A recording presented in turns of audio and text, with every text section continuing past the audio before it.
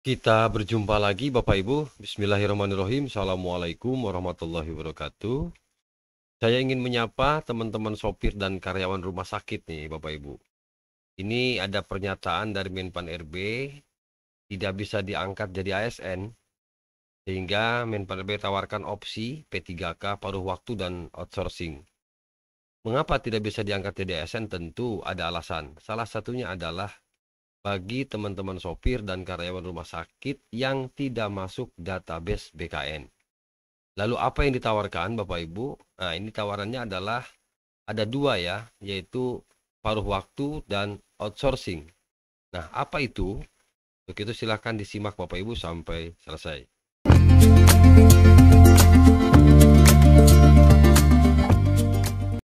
Admin lansir Bapak Ibu, ini salah satunya media yang mengangkat tentang judul tadi, sopir dan karyawan rumah sakit tidak bisa jadi ASN.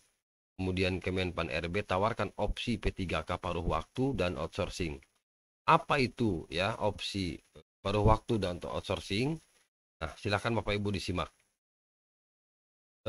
Singaraja, radarbuleleng.id Bapak Ibu, bahwa baru-baru saja Menpan RB berkunjung ya ke daerah ini dan menyampaikan bahwa karyawan rumah sakit dan sopir yang tidak masuk database BKN ini tentu tidak akan bisa diangkat menjadi ASN P3K.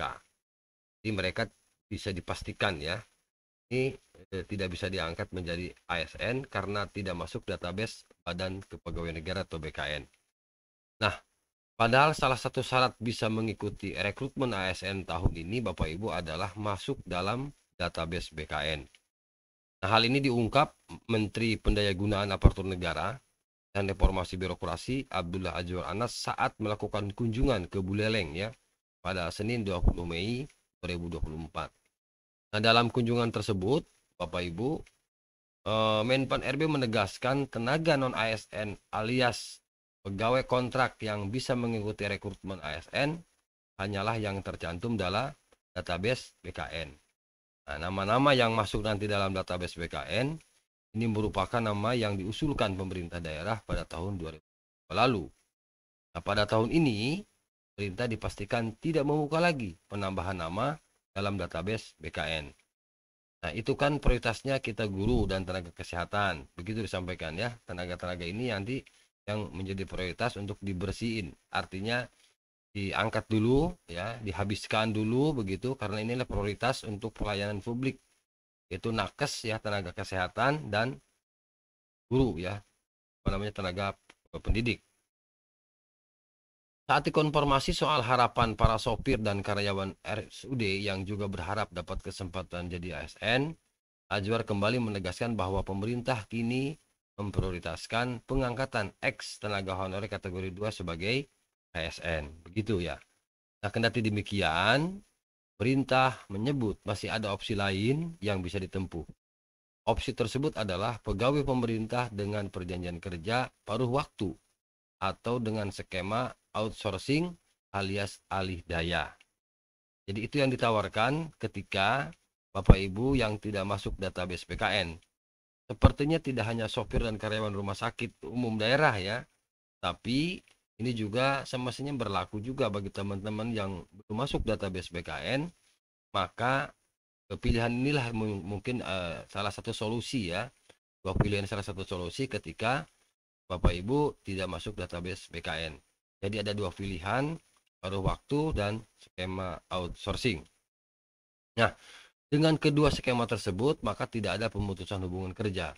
Jadi supaya tidak ada pemutusan kerja, maka ditawarkanlah dua opsi itu ya supaya teman-teman baik itu sopir ya, kemudian karyawan rumah sakit, termasuk mungkin teman-teman yang di instansi lain ya, tidak terkecuali ya, itu bisa ditawarkan tadi ketika tidak masuk data PKN. Nah, skema P3K paruh waktu dapat diberikan kepada pegawai kontrak yang gagal mengikuti tes TAT. Mereka masih dapat dipekerjakan sewaktu-waktu sesuai dengan kebutuhan.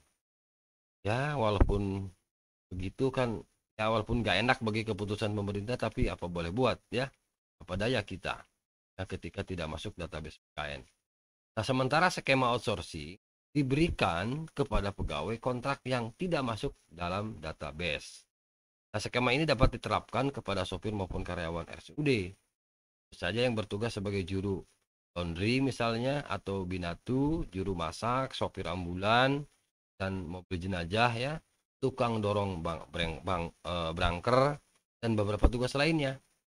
Jadi pokoknya teman-teman yang bekerja sebagai karyawan di RSUD misalnya seperti itu, kemudian para sopir itu, nah itu opsi ya, dua tawaran tadi, apa namanya, skema outsourcing atau paruh waktu.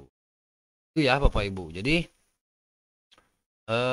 teman-teman ini kan langsung dari Menpan RB. Jadi apa namanya, terkait dengan teman-teman tadi yang masuk ke database BKN, jadi skemanya jelas. Itu ada dua opsi pilihan ya, outsourcing atau tadi alih daya itu, atau dengan tadi skema apa itu paruh waktu.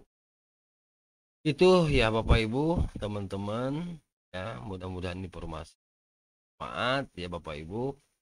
Nah, bismillah, mudah-mudahan ya intinya tidak ada apa namanya putusan hubungan kerja lah, bisa dipertahankan gitu. Dan kita tunggu nanti setelah 2024 bagaimana kebijakan pemerintah terkait teman bisa diangkat menjadi ASN P3K. Demikian yang dapat Abin bagikan informasinya. Terima kasih. Assalamualaikum warahmatullahi wabarakatuh.